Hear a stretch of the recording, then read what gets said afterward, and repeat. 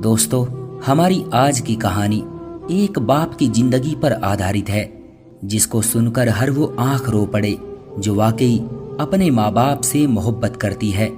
कहानी को पूरा सुनिएगा, बहुत ही जबरदस्त कहानी है।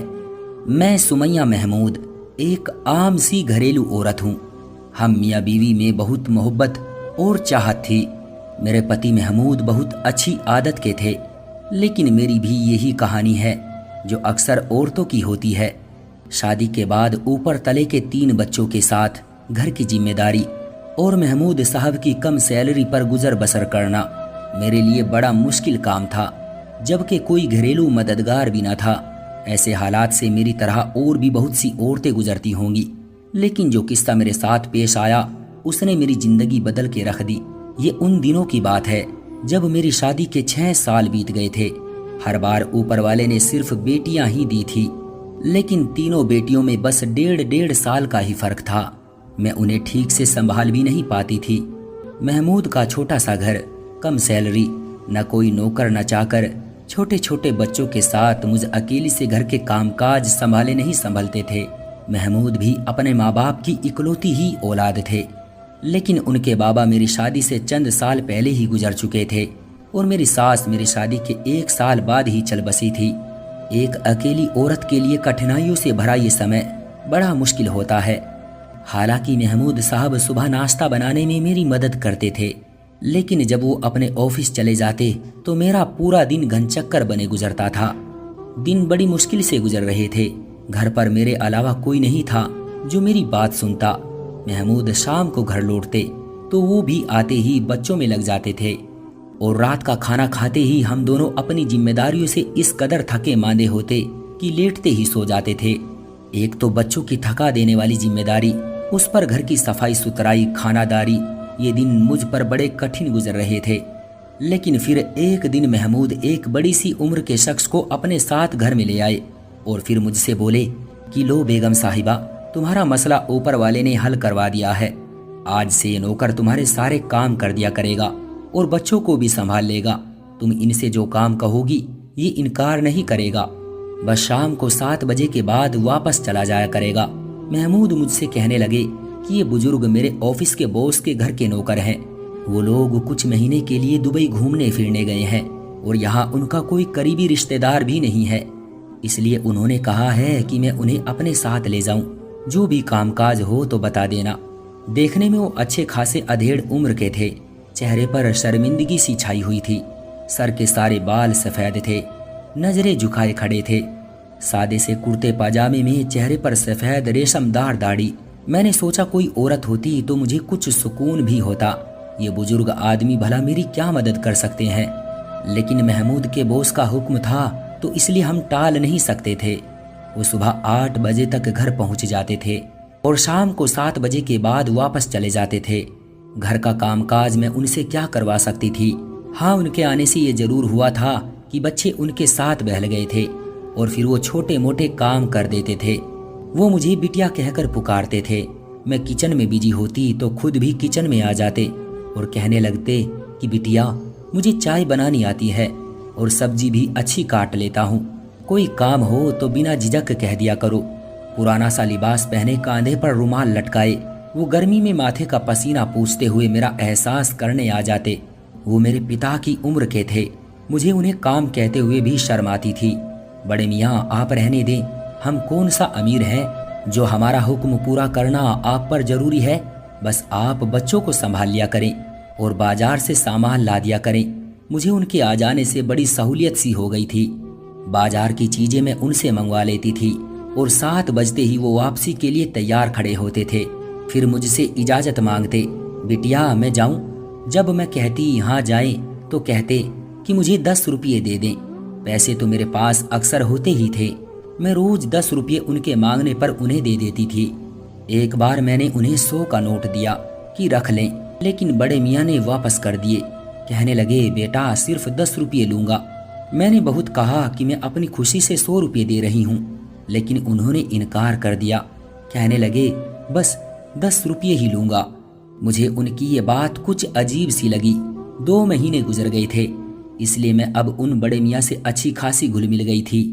किचन में जब मैं खाना बना रही होती तो बर्तन धोने लगते और कभी सब्जी बना देते।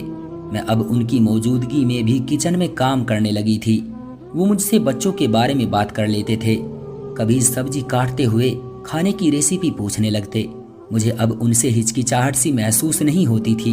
एक बार मैंने उनसे उनके घरवालों के बारे में पूछा तो एकदम से उनके चेहरे की मुस्कुराहट गायब हो गई थी। चेहरा टेढ़ा सा होने लगा और फिर मुझे गुस्से से देखने लगे। पहली बार मुझे उनसे डर सा महसूस हुआ था। मैं उनसे नजरें चुरा गई, लेकिन उन्होंने मुझे कोई जवाब नहीं दिया। बस मैं खामोशी से किचन से बाहर निकल गई।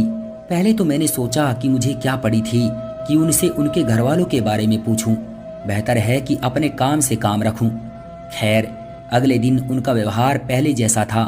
फिर बातों ही बातों में वो अपने मालिक के किस्से सुनाने लगते, उनके बच्चों का जिक्र करने लगते।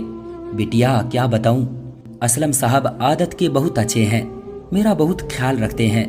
असलम साहब के बच्चे अगर कभी चिढ़ जाएं तो ही बदतमीजी कर जाते हैं, वरना तो ठीक से बात करते ही हैं। बड़े मियाँ, असलम साहब की बीवी का तो कभी आपने जिक्र ही नहीं किया, वो कैसी है? मैं किचन में सलाद काटते हुए पूछने लगी। वो भी वही बैठे थे। एक ठंडी गहरी सांस ली, फिर कहने लगे, मिजाज की तेज है लेकिन अच्छी है। अब क्या करें, नौकर हैं तो नखरा क्या, हमें तो बस काम से मतलब है। वो लापरवाही दिखाने लगे।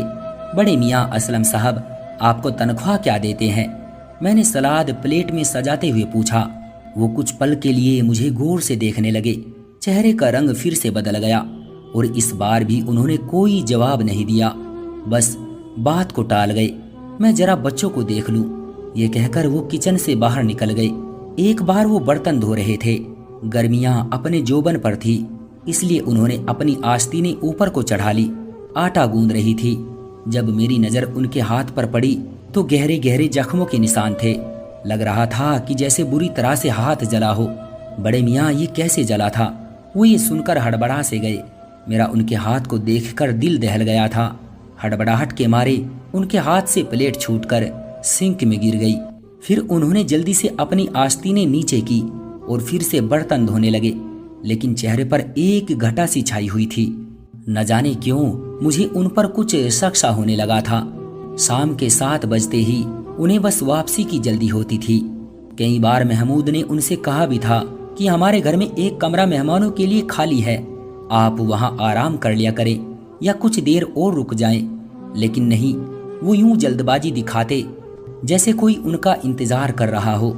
एक बार खुद ही बातों बातों में वो अपनी बीवी का जिक्र करने लगे। बड़ा ख्याल रखती है वो, जैसे तुम महमूद मियाँ का रखती हो।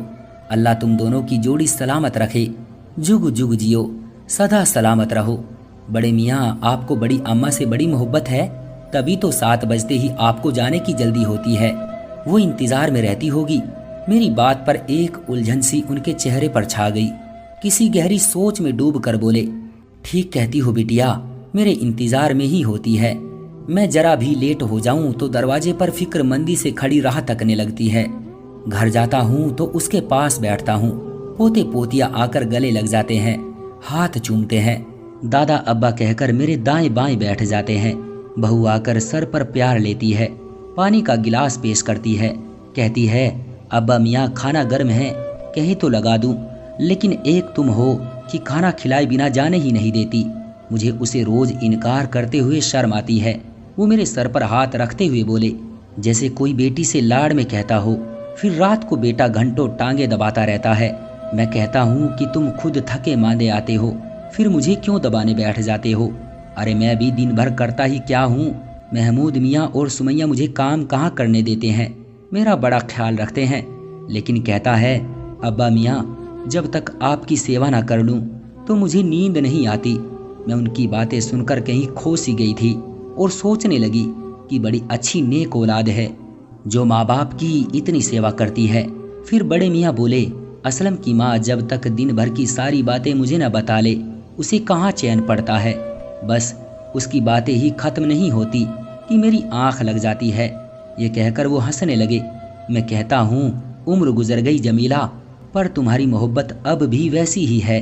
फिर वो बड़े मियाँ मुस्कुराते हुए आंखों में आई नमी साफ करने लगे, जो शायद उनकी हंसने से आंखों में भर आई थी। असल मोहब्बत तो बड़े मियाँ वही है जो बड़ी अम्मा आपसे करती है।